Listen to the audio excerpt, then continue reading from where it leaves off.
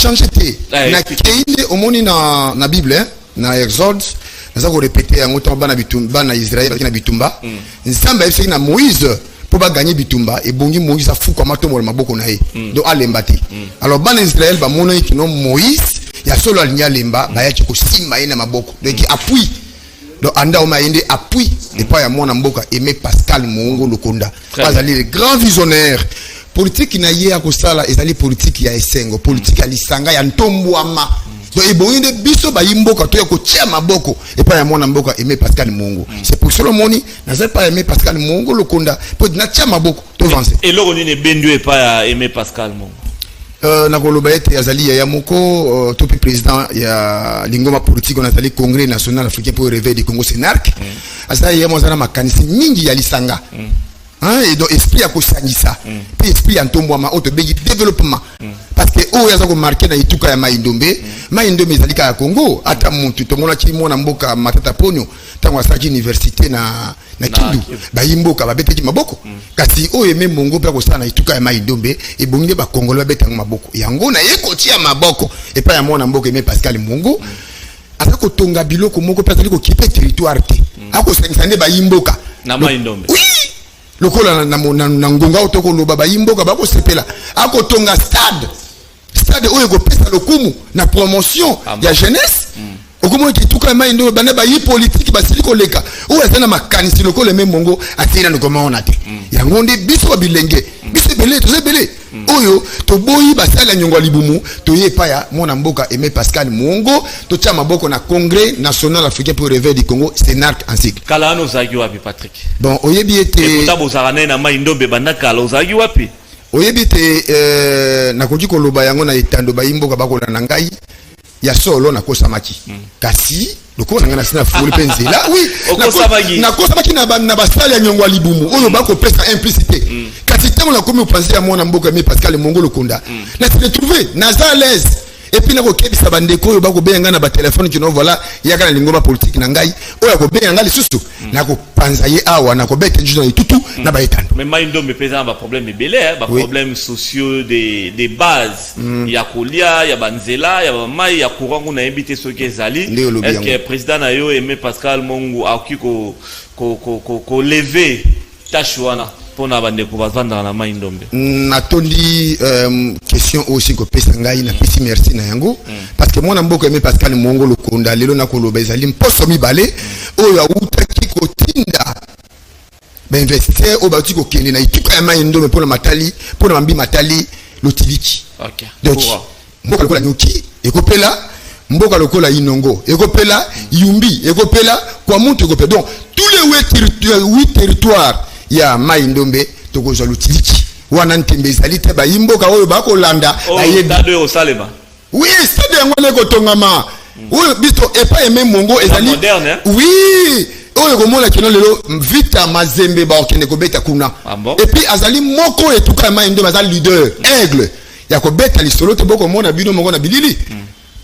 na moment on etuka Maindombe ezana politicien tompe acteur politicien oyo bakoki koyamba lokola Aimé Pascal Mongo azali te mingi bako kosane ba kinwa awa onga leader ya Maindombe onga iboy lovunu oyo la Kongo balobaka lovunu Aimé Pascal Mongo Lokonda a prouvé yango akiti na inongo population moko extraordinaire akiti nyoki tout le monde là oui yango yo wana 8 territoires nyoso ya Maindombe bako yamba Aimé Pascal Mongo donc siko talisa ma ya solo ete azali motinami oyo batindi biso na ituka ya Maindombe objectif na ezani ni pona Maindombe omoni ye akosala politique ezali politique ya nyolibu muta akosala politique pona intérêt ya bato banso bato nyoso ba se retrouver na domaine ya santé na domaine ya sport na domaine nde bino moboko mona na ba bitando donc asa mutu moko na loba lingoma politique ya Congrès national africain pour réveil du Congo Sénarc na ko mona ngo eza lokola ma ONG to la politique te kino po to la pouvoir to le bagate tout est comme tour na biso to li angate te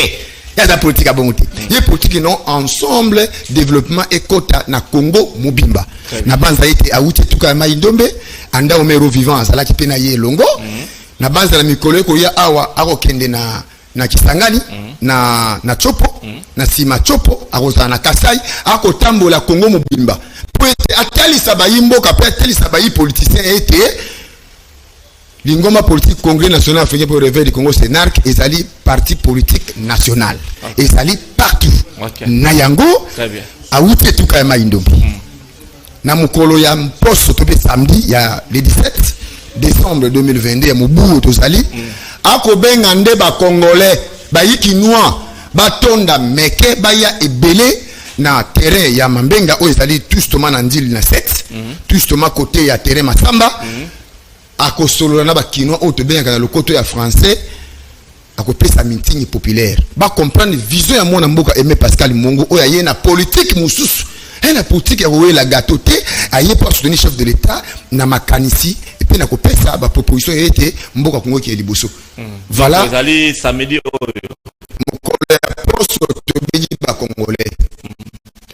congolais ndenge bayamba kine tuka ya maindombe samedi européen na ngonga ya 10h na samedi le 17 décembre mbuto sali bayimboka baya ebele baya koyoka message to yamba ndenge bayamba ki Yesu Masia na Jérusalem.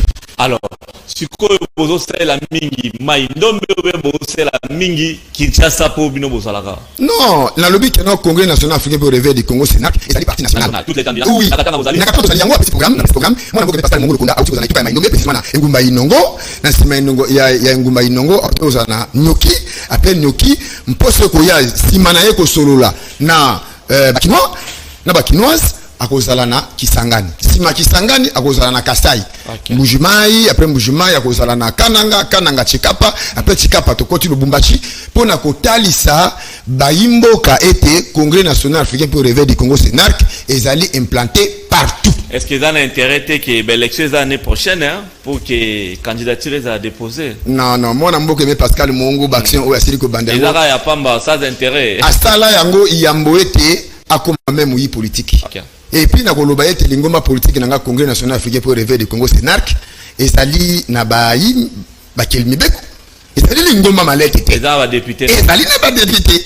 Bakelmibeko bazali nango babimaki na maponami elekaki na mubu moleki. Et puis koboya pete na maponami kozala na nkoto mibali na tukumba na misato 2023 et ya solo to kolingi pe ba candidat. Et ya biso ba candidat to kende pour to zande bana misala ya population. Très bien. Tant bat ba mingi boy Freddy tant non. Tant bat ba mingi boy ezali pour anipo pas eleki na mai ndombe pas eleki esika bozali ya tant ba moni mutu boy aza le roi sauveur ba passe na bango nyoso ba lele pa na c'est ça c'est ce que ça veut dire. Non, moni o eza marée humaine. Ah ouais. Ko lela passe lokola ko pesa ye passe ya solo po etazali mutu yo alingi mbongo wana. Lokola ba yimboka o to benga ba bilenye jeunesse ba laki mambi matali ndembo ba ko beta ka ndembo lo lenge kani.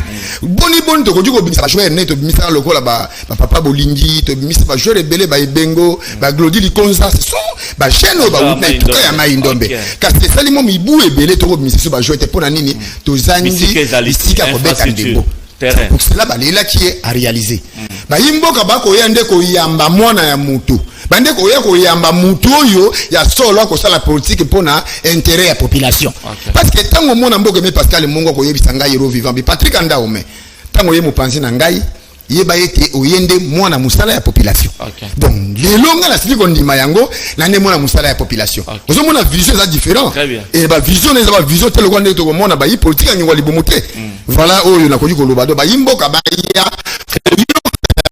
message asa ko gérer te asa député te asa ministre te mandataire pété asa la volonté pas bazana yango akozwa misolo utina libenga na ye peut asa la peu l'intérêt ya ba yimboka mutu musa ko jiko zwa misolo wana asali yango bateau lokwa nituka ya maindo asali yango bateau akosala commerce voilà musiba ko kozwa yango asali hotel peut ba yimboka balala ka bafuta yango lo meya kasi eloko lokola stade il est à féliciter. Voilà, ça il fallait très bien, merci beaucoup Patrick Ndaome. Aussi Sanayo, est-ce que na spéciale occasion, opportunité, il y a Obenga Lisusu, Batu, Baya le 17 na meeting populaire, il y a moi Aimé Pascal et puis na Lilobano à Stuka par rapport à Lelo. Merci na bengi bandeko oyo basepela na Patrick Ndaome vivant o babenga ka roi ya maindombe o population oyo bapesa kombo ya leki ya Mpolo Maurice leki ya Lumumba leki ya Okito leki ya Mosée le roi Désiré Kabila na ko benga bayimboka boya le 17 décembre 2022 oyo ya Mobutu zali to pe mokolo ya poste oyo zali koya boya meeting populaire oyo mwana mboka Aimé Pascal Mongo Lukonda akopesa ba comprendre vision na ye ba comprendre boni akopesa maboko pa ya mwana mboka Félix Antoine Tshisekedi Tshilombo et puis sur moi lelo na tout kama indo ba marche pacifique comme ko sala ma non soutien chef de l'état soutien na ba FARDC c'est mwana mboka Aimé Pascal Mongo da uti kopesa mitindo wana oyo moni ba yi politique nyonso ba siko zo elengi yango donc ba zela kine mitindo na ye ba ya adresse la polele au comme justement na 7 na entrée Kimbuta uketi na suka na weza mangobo wana otuni terrain Mambenga okomona terrain zali wana kangami na terrain Masamba tokoyanga na wana tokozala wana na ngonga ya 10h parce que na mo déjà ba fondation ba structure belé o ba siko bengero ba kozala wana lokola fondation Benindombe ba kozala wana ba structure belé et sans oublier mon mboka alanga nzembo Félix Antoine Félix Wazekwa akozala longo wana sans oublier bande ko na biso ya danse folklorique muyene bakozala wana donc ezali ma fête auto ko fêter to yoka message ya mwana mboka Aimé Pascal Mongo mutu azanga te ba ya ebele à partir ya 10h to ça déjà wana na 7 na terrain 7 na 7 et puis kolela moke pona mambi matali mbula ndenge serti ko beta etant moko oyo azali expert obi domaine nanga na tanga na classe likolo na sala hygiène et assainissement environnemental les mikolezali ko yana ko yebisa bakambi ya Nguma Kinshasa lolenge kani ba gérer ka déchets nyonso tant ko benga Kinshasa to sala Kinshasa la ville écologique na ko détailler bango boni to ko benga ville écologique très bien ezana bino na so boete basa na lombango bisika ba yimbo ba kolela place kufa ezali bazwa solution kasi le 17 mokolo ya poste bande ko baya na terrain Mambenga quartier 7 na Kimbuta baya koyoka liloba ya mwana mboka Aimé Pascal Mongo aigle oyo aye ko sala politique ndenge mususu. Merci beaucoup. Il y a quelqu'un ici na canal qui nous a très heureux, c'est Patrice Sumbu. Oui, même il fait partie de ces partis politiques Sénac. Merci Patrick Andaume. Donc l'année prochainement pour la restitution ndenge ni meeting les kaki. Et kolega kitoko na bi ba yimboka ba kotonda meke po ba yoka lolenge kani mwana mboka Aimé Pascal Mongo akoloba leader ya mai ndombe atala ka moko. Ba susu wana babuka kande lokuta na Nguma Kinshasa. Merci beaucoup. Merci beaucoup Patrick Andaume. Merci beaucoup pour ton message. Nasir Banderonio Sobayoki. Merci. Tout le monde est dans Mbalasima. Porte n'absolument toujours pour les. Merci même. Très bien.